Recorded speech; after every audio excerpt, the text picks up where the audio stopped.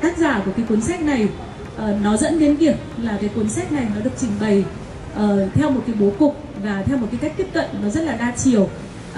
Luc Ferry là một học giả, ông học về triết, ông học về khoa học chính trị, ông làm về nghiên cứu khoa học, nhưng đồng thời ông lại cũng là một nhà quản lý khoa học, bởi vì ông đã làm quản lý tại Trung tâm Khoa học Quốc gia Pháp, nó tương đương với Viện Hàn lâm Khoa học Công nghệ Việt Nam hiện nay ở Việt Nam. Và đồng thời ông lại là một chính khách nữa. Ông đã làm quản lý dưới nhiều nhiệm kỳ tổng thống của Pháp, làm chính khách, làm bộ trưởng, và ông còn làm chủ nhiệm Ủy ban đạo đức của chính phủ Pháp nữa. Thế thành ra là cái việc mà ông viết cái cuốn sách này ấy, là dưới một góc nhìn rất là đa chiều về triết, về chính trị học, về khoa học và cả về công tác quản lý nữa. Cho nên là những cái trăn trở của tác giả trong cái cuốn sách này là những cái trăn trở đa chiều như vậy. Có một cái nữa mà tôi xin chia sẻ là trong cái cuốn sách này nó có rất là nhiều những cái khái niệm mang tính chất nền tảng và cơ bản của triết học. Thế thành ra là nếu như mà mình có đọc cái cuốn sách này, mọi người đừng đọc nhảy cóc, phải đọc từng dòng một chứ không phải là đọc nhảy cóc đâu. Bởi vì nếu mà mình đọc nhảy cóc mình sẽ không bao giờ mình nắm bắt được. Vì là trong cái cuốn sách này là tác giả là đưa ra những cái đối chiếu đa chiều so sánh từ cái xu hướng triết học này đến trường phái triết học kia, và sẽ có cái nhận định của theo cách tiếp cận của một người làm khoa học. Thế thành ra là nó rất đa chiều và nó rất là hay. Thế bây giờ quay trở lại, đây tác phẩm dịch rất khó, bởi vì bản thân ấy, ông Luc Ferry ông là một nhà triết học, nói đúng nghĩa là ông là một nhà triết học trước kia thôi. Sau đó thì ông làm chính trị, làm nhà báo, và ông chủ yếu kiếm sống bằng báo chứ không phải bằng giảng dạy, không phải bằng làm làm bộ trưởng. Là cái thời mà mấy ông Chirac hay là Sarkozy là bạn thân với nhau thì lên thì lôi nhau lên, nhưng mà bản thân không phải là chuyên nghiệp. Thế quay trở lại thì cái tác phẩm này nó khó ấy, bởi vì là ông ấy không phải là nhà chuyên gia về công nghệ, và ông ấy tiếp cận chủ yếu là qua những cái phản ứng trong xã hội, và với một cái con người học là giáo sư triết học, ông rất am hiểu triết học. Thì nếu nói gì về ChatGPT thì thực ra là với dân công nghệ chúng tôi ấy, thì có lẽ là mọi người đang đặt vấn đề sai. Chúng ta nhớ lại là khi phát minh ra ô tô ấy thì thời đấy thì không ai so sánh là liệu ô tô có thay đôi chân của tôi không, hay là liệu ô tô có cướp việc làm của tôi không. Nhưng mà khi ChatGPT phát minh ra thì mọi người câu hỏi đầu tiên đấy là liệu tôi có bị cướp việc không, tôi có bị thay thế không. Thực ra các bạn sẽ cưỡi lên ô tô mà, nhưng mà bây giờ mọi người không ai tưởng tượng đến việc mình sẽ cưỡi lên cái ChatGPT đi như thế nào. Đó thì có lẽ nếu tất cả các vấn đề mà sinh ra là do mọi người đặt sai câu hỏi thôi. Đặt sai câu hỏi thì câu trả lời nó trở nên, khi bạn tôi có chạy nhanh bằng ô tô không thì câu trả lời luôn luôn là không bao giờ bạn chạy nhanh bằng cái ô tô cả. Nhưng mà mình là người đổ xăng cho nó, đúng không? Mình lái nó đi đến đâu mình thích. Đó thì nó có lẽ với dân công nghệ thì câu hỏi của mọi người về chuyện là bị thay thế, bị đào thải hay những nỗi lo thì thường là đến từ việc bị đặt sai câu hỏi.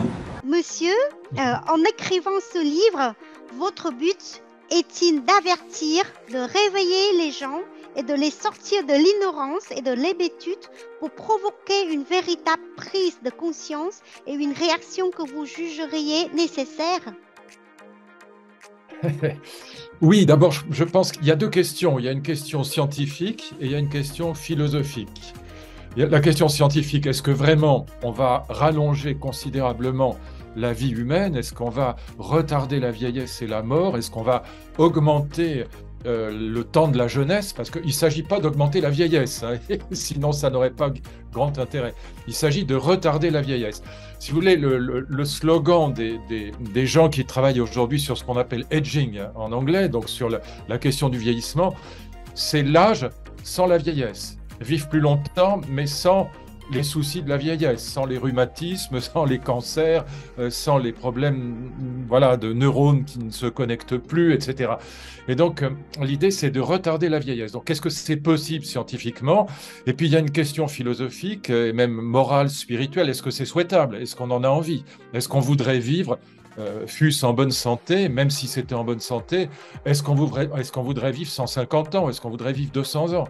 Voilà. Alors, sur la question scientifique, oui, c'est vrai. Voilà, il faut que les gens prennent conscience qu'on va vivre une révolution scientifique il faut bien voir que en 2012, il y a un professeur japonais, un professeur de médecine et de biologie japonais qui s'appelle Shinya Yamanaka, et qui a fait une découverte absolument incroyable, qu'on pensait impossible jusqu'à lui.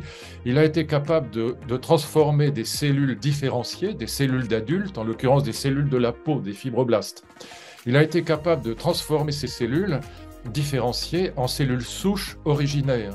Et les cellules souches originaires, elles sont capables de reproduire des tissus, voire des organes entiers, voyez. Et donc, lui travaillait sur la médecine réparatrice, mais il s'est évidemment rendu compte que travaillant sur la médecine réparatrice, en vérité, si on arrivait à tout réparer à l'intérieur de l'être humain, eh bien, on pourrait évidemment retarder considérablement la vieillesse, rallonger le temps de la jeunesse. Et à partir de là, dans le monde entier, des travaux se sont mis en place sur la question de ce qu'on appelle la reprogrammation cellulaire. Reprogrammer des cellules différenciées en cellules souches originaires capables de réparer. Si vous voulez, pour prendre un exemple que tout le monde connaît, parce qu'il est très ancien, c'est l'exemple de la queue ou de la patte de la salamandre. Vous savez, la salamandre, c'est ce petit lézard noir et jaune, un petit lézard. Quand on lui coupait une patte ou quand on lui coupait la queue, eh bien, ça repoussait. Alors que nous, si on me coupe la main, ça ne repousse pas, évidemment. Et donc, parce que, en fait, cet animal gardait ses cellules souches pluripotentes toute sa vie. Et donc, c'est de ça qu'il s'agit. Alors, nous, êtres humains, on perd nos cellules souches, elles deviennent seulement unipotentes, ça permet la cicatrisation, mais ça ne permet pas de recréer un organe entier, par exemple. On les perd. Bon. Et donc, l'idée de Yamanaka, c'est de... Alors, maintenant, dans tous les laboratoires, du travail là-dessus, tous les laboratoires qui travaillent sur la longévité et la vieillesse travaillent là-dessus, en France, aux États-Unis, en Israël, partout. Et donc, l'idée, c'est de reprogrammer les cellules différenciées en cellules souches originaires pour travailler non seulement sur la réparation, mais sur la longévité. Je ne développe pas ça davantage, je l'explique dans mon livre, mais encore une fois, d'un point de vue scientifique, c'est totalement sérieux, ce n'est pas du tout un fantasme de milliardaires fous américains. Et puis deuxièmement, est-ce que c'est souhaitable? Alors évidemment, ça posera beaucoup de problèmes. Est-ce que ce sera cher ou pas cher? Est-ce que ce sera réservé aux riches ou pas? Est-ce que ça posera des problèmes démographiques nouveaux ou pas? Le problème de la retraite, si on vit 150 ans, on ne prendra pas sa retraite à 60 ans, etc., etc. Voilà, et donc ce sont des questions que je pose évidemment dans le livre. Et puis, question plus philosophique, si la mort est complètement retardée, imaginons qu'on vive 200 ans, est-ce qu'on ne sera pas paresseux? Est-ce qu'on se lèvera encore le matin de son lit pour aller faire des choses, pour aller travailler, pour aller inventer des choses? Bon, voilà, toutes ces questions, évidemment, sont des questions que j'aborde dans mon livre. Moi, je pense que ça marchera. Pourquoi? Parce que je pense qu'en vérité, d'abord, très peu de gens ont envie de vieillir, très peu de gens ont envie de mourir, mais c'est surtout pour les gens qu'on aime. Vous voyez, pour les gens qu'on aime, par exemple pour ses enfants, on est prêt à tout pour qu'ils ne meurent pas. Pour la femme qu'on aime, pour l'homme qu'on aime, pour sa mère, pour son père, on ferait tout pour qu'ils continuent à vivre. Et donc je pense que c'est même pas pour soi, mais c'est par amour pour les autres que cette révolution de la longévité, elle finira par l'emporter sur les résistances des uns et des autres. Voilà, ce sont tous ces sujets-là que j'aborde dans mon livre. Oui, et peut-être que si on vit beaucoup plus longtemps, est-ce qu'il y aura trop de monde sur la Terre après? Alors, non, parce que la vérité, c'est que contrairement à ce que les écologistes pensaient, moi j'ai tenu ce discours aussi comme tout le monde, on pensait qu'on allait vers 12 milliards, 13 milliards d'individus assez rapidement et que la planète ne pourrait pas supporter ça. C'est l'inverse qui se passe aujourd'hui, contrairement à ce qu'on a pensé pendant des années. Pourquoi c'est l'inverse? Il y a un livre très intéressant qui a été publié par 2 chercheurs canadiens cette année même, ça s'appelle « Planète vide ». Empty Planet. Et donc, pourquoi ils disent ça? Parce qu'en vérité, il y a une double révolution sur le plan démographique qui est en train de diminuer, de conduire à la diminution de la population mondiale. C'est la révolution des femmes et la révolution de l'urbanisation. En fait, l'urbanisation, ça fait une chose très importante, c'est qu'à la campagne, moi j'ai passé les 20 premières années de ma vie dans la vraie campagne. Vraiment, c'était le Moyen-Âge encore. Et donc, à la campagne, les enfants, dès l'âge de 6-7 ans, ils aidaient les parents. ils gardaient les chèvres, voilà, ils faisaient les foins, ils allaient chercher le lait à la ferme, etc. Les enfants étaient une aide très tôt dans le monde paysan. Mais dans la ville, quand vous êtes dans une grande ville, les enfants deviennent au contraire des charges sur le plan. Ils restent à la maison jusqu'à 25 ans, ils font des études, ça coûte très cher. Et donc, plus vous êtes dans un pays riche et plus vous êtes dans un pays où la densité urbaine est forte, comme l'Allemagne, moins il y a d'enfants par femme. Et donc l'Allemagne, c'est le bon exemple. En Allemagne, la démographie est très très très faible. La natalité est extrêmement faible en Allemagne. En Europe, la natalité est très très faible. Et ça commence à être la même chose dans les pays du sud-est asiatique, au Mexique, dans un certain nombre de pays où la densité urbaine est telle qu'on a beaucoup beaucoup moins d'enfants. Et deuxième élément, c'est l'émancipation des femmes. Quand la contraception est accessible à tout le monde, à toutes les femmes, et qu'elle est gratuite, alors plus la contraception est accessible, moins les femmes ont d'enfants, parce que les femmes qui ont 6 ou 7 enfants, comme c'était le cas en Afrique ou dans le monde arabo-musulman, c'est fini ça. C'est fini au Vietnam, c'est fini au Mexique, c'est fini dans l'ensemble du sud-est asiatique, en Malaisie, au Laos, tout ça, même en Chine, et donc et en Europe évidemment, et donc aux États-Unis aussi. Et donc on va vers une dépopulation paradoxalement. On va descendre assez rapidement vers 6 milliards. Aujourd'hui on est 8 milliards sur la planète. On va descendre assez rapidement sur 6 milliards d'individus. Puis par ailleurs, bon, il y a des projets de colonisation des planètes par Elon Musk. Bon, ça c'est pour beaucoup plus tard, ça paraît surréaliste et fantaisiste aujourd'hui, mais ça viendra dans les 30 ans, 40 ans qui viennent. Et donc, je ne crois pas que le problème démographique soit le problème majeur, en tout cas pas dans les 10 ans, 20 ans, 30 ans qui viennent. Contrairement à ce qu'on a cru, à ce que j'ai dit moi-même, hein, je fais moi-même mon mea culpa. Comme tout le monde, je disais, on va vers la surpopulation. On pensait tous ça. Tous les écologistes nous disaient ça. Bon, ben, c'est pas vrai. Voilà. Et donc, lisez ce livre, ne me croyez pas. Regardez, il est écrit par 2 chercheurs canadiens qui s'appellent Ibbitson et Bricker.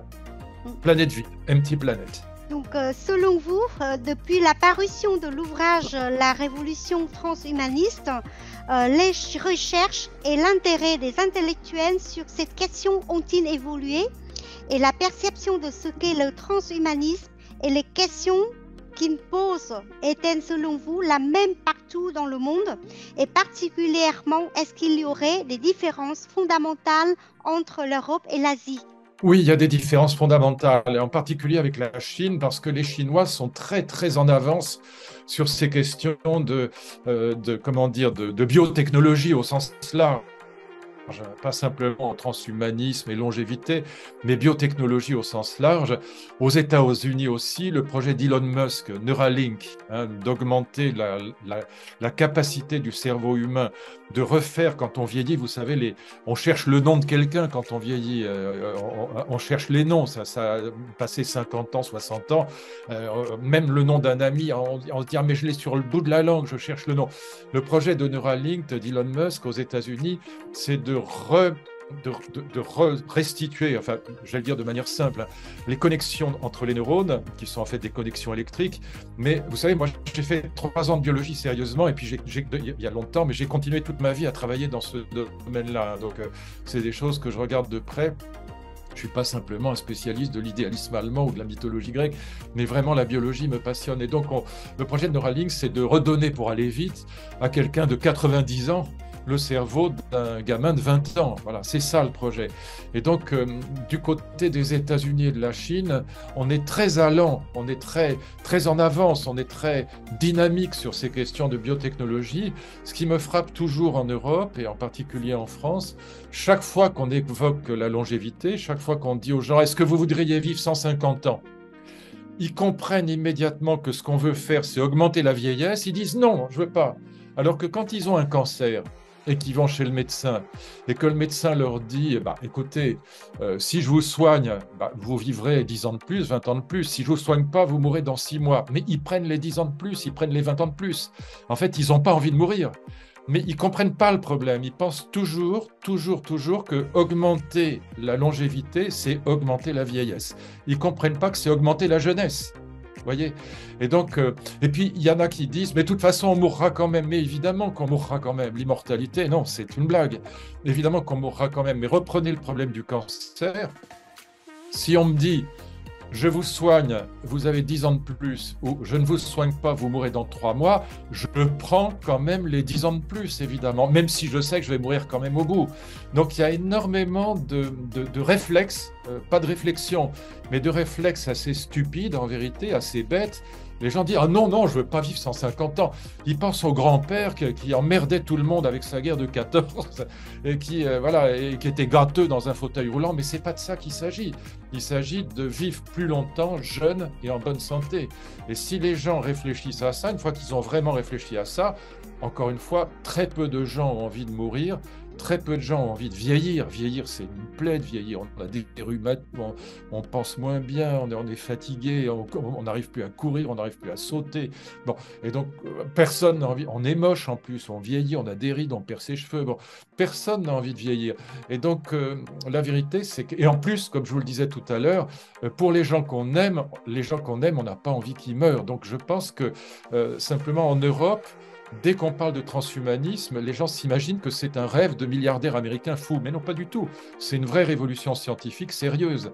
Et donc, il va falloir en tenir compte, il va falloir réguler ça, il va falloir le penser sur le plan moral, sur le plan spirituel, sur le plan politique. Donc, vous me posiez la question tout à l'heure. Oui, d'une certaine manière, je tire une sonnette d'alarme, mais d'alarme positive, si je puis dire. C'est réfléchissez à ça parce que ce n'est pas une mauvaise nouvelle.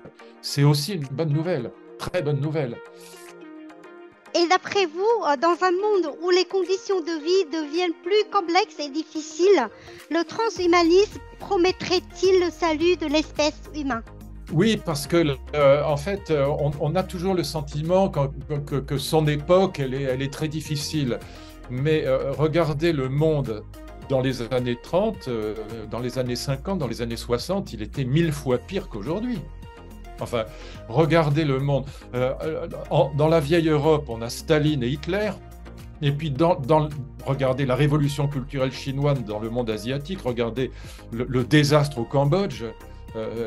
Regardez la révolution culturelle chinoise, c'est 70 millions de morts. Regardez le génocide au Cambodge, enfin ça a été une horreur absolue. Bon, la guerre du Vietnam avec le Cambodge, enfin tout ça a été quand même absolument abominable.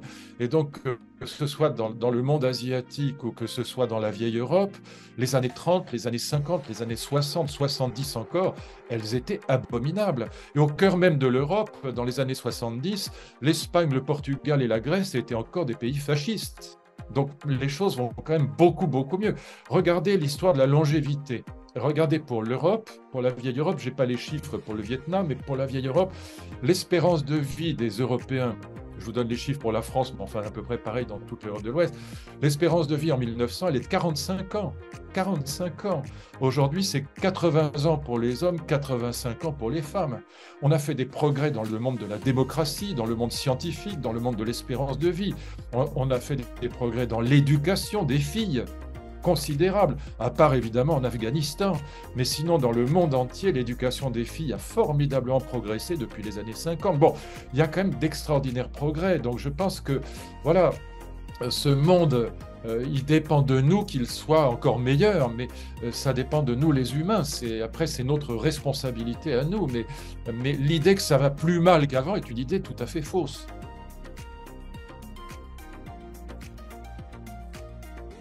Toute époque est difficile, toute vie humaine est difficile de toute façon, et puis ça se termine mal.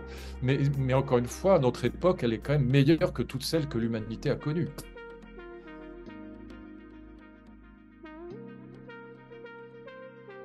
J'ai une grande admiration pour votre pays, c'est un pays merveilleux, et je suis vraiment, là, je suis très honoré et très heureux que vous ayez eu la gentillesse de traduire mon livre, et puis que, voilà, si cette table ronde peut servir à quelque chose, c'est un grand bonheur pour moi. Un très, très grand merci à vous.